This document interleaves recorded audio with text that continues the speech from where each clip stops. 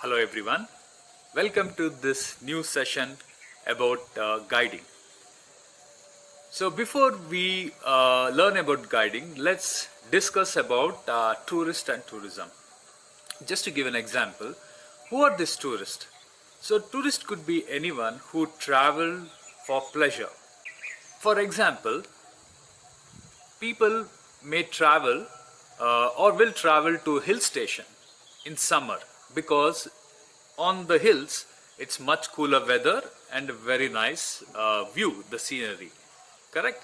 Like that, people also travel to a historical monuments like fort, palaces or very old temple to see and appreciate the architecture there. And also some travel for to see different culture which is different from their own, or people travel to a beach to relax, and it's something very different from their place, right? Beaches are not everywhere, so these are tourists. Like that, there are people travel to nature reserves, wildlife sanctuaries or wild areas like national parks or other places to look for butterflies, birds, animals, or just the scenery, the landscape, beautiful areas. So these broadly put under in India, we call them ecotourism. So people from many parts of India and also all over the world, they come and visit many parts of India to look for this beautiful charismatic creatures like tiger, snow leopard or elephant. However, there are a lot of people also travel to look for beautiful butterflies, dragonflies, birds, or just the landscape. Some even travel in particular season to see wildflowers. So some people, when they travel, they want to travel on their own and explore. Some people like to hire a local guide. And in some national parks and some areas, there are compulsory park guides whom you have to take. So in our experience, and also there have been worldwide study, it shows that a guided tourism has lot of advantages, good benefits. It gives good employment to local community. There is a better protection when they take local guides, both in terms of the place and also to see the tourist behavior. And overall, there is a very good experience for everyone. Now, having learned about guided tourism, let's learn more about guiding and a role of a guide. So now let's get started with little bit more details. So who is a naturalist? There are many meanings for naturalist all around the world. Generally, naturalist is known as a person who likes nature, who studies nature, who observes nature. Um, However, in this training, a naturalist is a guide who interprets or explains nature to the guest. Uh, and also in India, naturalist is known as a guide or a wildlife guide or a nature guide. In other parts of the world, uh, sometimes naturalist is known as a ranger or a expedition leader, like that. So this is a naturalist. Who are guests? So visitors, tourists, clients are what we call guests. And where are they from? They can be from anywhere, literally. For example, imagine you are in this beautiful place called Valparai in Tamil Nadu. So the guest coming there, they can be coming from Coimbatore or Chennai within that state, or they can be coming from other states from India, Kashmir, Northeast India, Delhi, Rajasthan, anywhere. Or you may get guests internationally from other countries as well. So they come from different parts of the country as well as the world. And as they're coming from different part of the world, they are come from very different cultural background, correct? And also they have very different language. So you will be able to meet people who are coming from different culture, as well as they speak very different language than what you speak. It's very interesting. And they can be very different professions. Some could be doctor, construction engineer, software person, a photographer, a businessman, or a teacher, or an artist, or a lawyer. They can be anyone. They come from a different walks of life. And of course, they all are from different age group, right? If just a family arrives, a big family, you have elderly people, then you have middle-aged people, you have kids, sometimes young couple. So they're all of different age. So actually, the guest can be anyone and they can come from anywhere. It's very interesting because you get to meet all these people who can be from any kind of background, culture, languages. So these are guests. And why are they visiting your place? Most of you know this answer, correct? And also, just looking at the picture, you can make out. So there are many reasons. Some of the reasons are they like to watch birds, or they want to see some special wildlife or butterflies, correct? And some wants to do photography. Some are very professional in their photography. They want to make photographs for some reason. Somebody has got a new camera, so they want to visit your place to take pictures and make memories. Adventure, something very different, correct? If they're from the city and if you're in some hill station, it's not just they come for adventure, but reaching to your place, they take a flight or a train, then the bus or a taxi. They spend many hours. That itself is adventure, right? However, apart from that, your place may offer things like trekking, rafting, everything. So adventure, they want adventure in life. Or what some of the friend would have told, you must have heard this, that, oh, I went to Ooty. It's a beautiful place. It's a very beautiful hill station. And when there is mist in the morning, it feels like you're walking through the clouds. So they hear this from the friend, and the friends recommend them to go to visit this place. So that's one of the reasons why they visit, correct? It could be a celebration.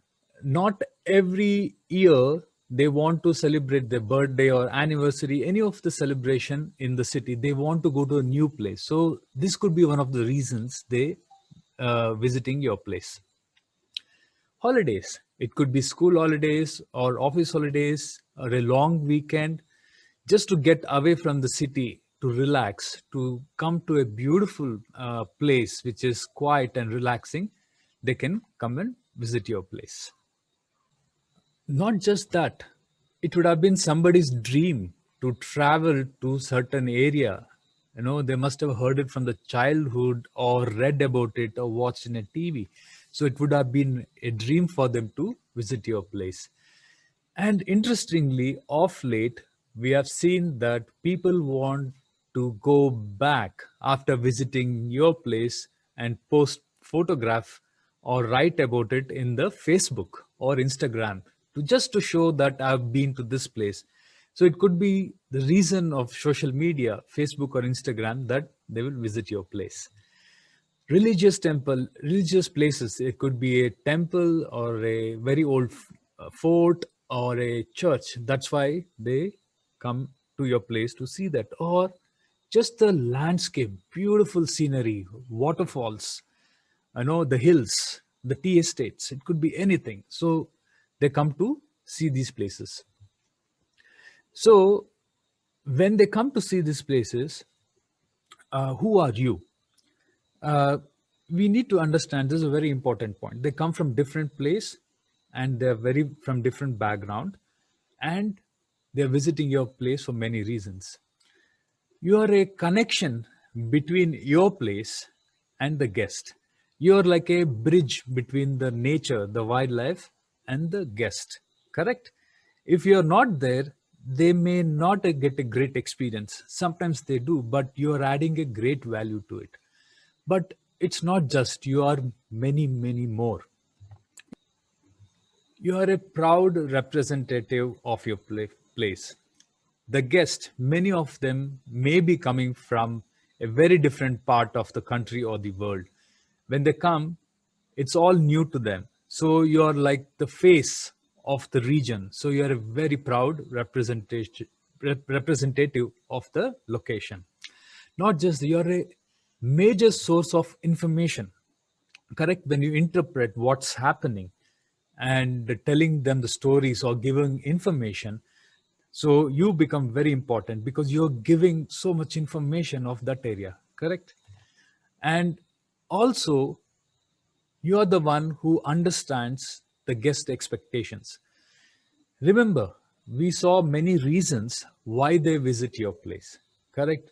Birthdays, photography, wildlife, adventure, just to relax, or somebody must have told.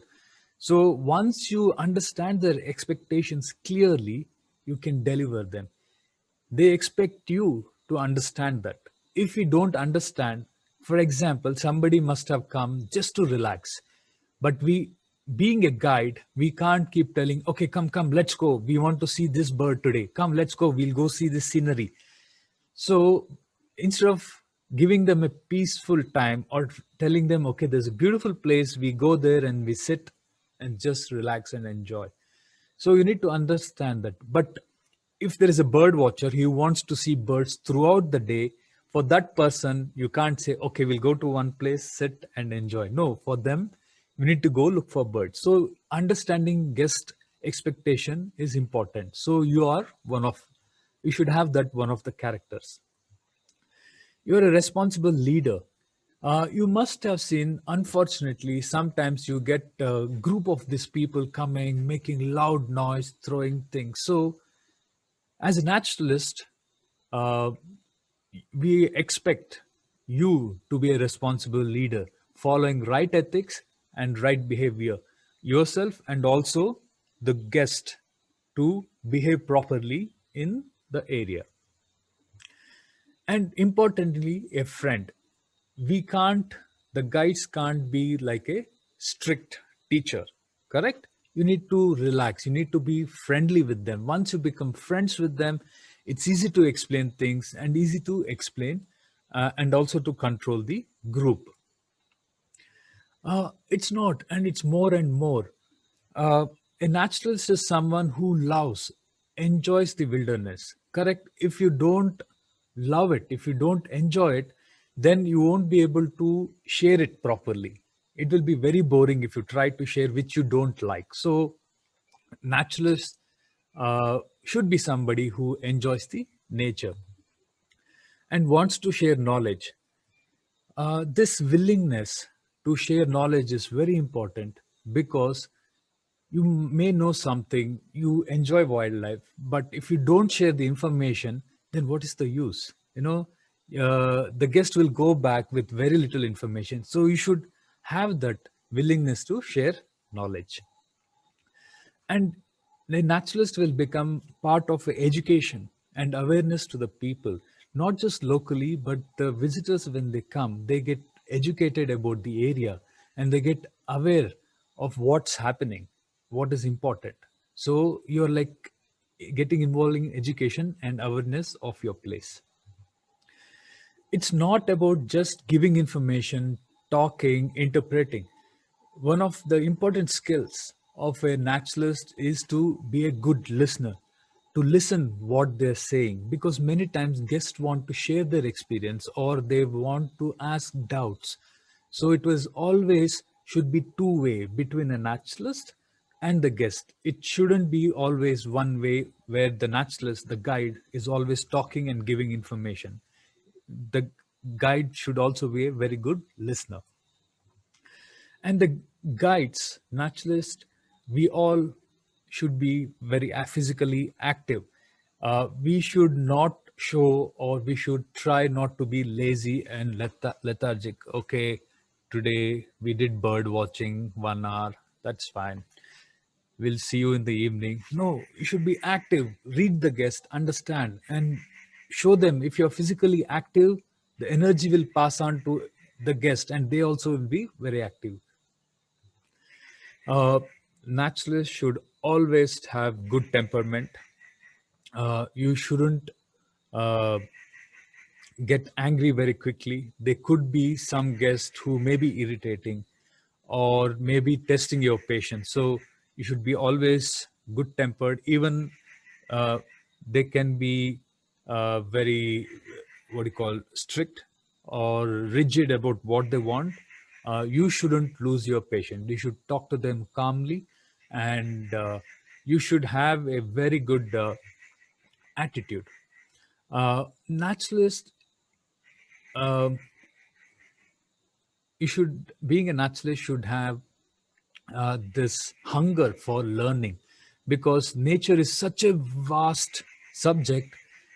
Learning is never ending. Every day you will learn something new. Correct? It's so much is happening, and you think you know something about a tree, bird, or a area, but every day you go there, you learn something new.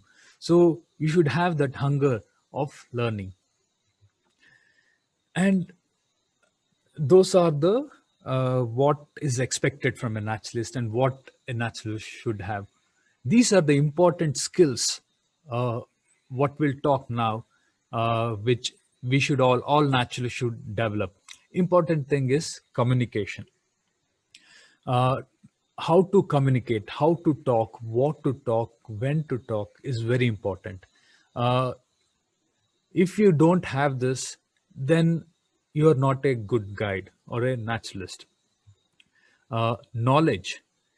Uh, you should have some basic knowledge and develop more good knowledge, because if you have a good communication skill and very little knowledge, then what is the use? And it's other way around also. If you have lot of knowledge, lot of information, but if you can't communicate properly, then it's no use. So these two uh, are very, very important, and there are more. Observation skills. Naturalists should have the key to look for things when they take guests out. Imagine if you see a group of monkeys, correct? Bonnet macaque. It's not just pointing out monkeys. You need to be very quick and very observant in looking what's happening. Something special happening. If two of them are fighting, playing, some interaction, point that out.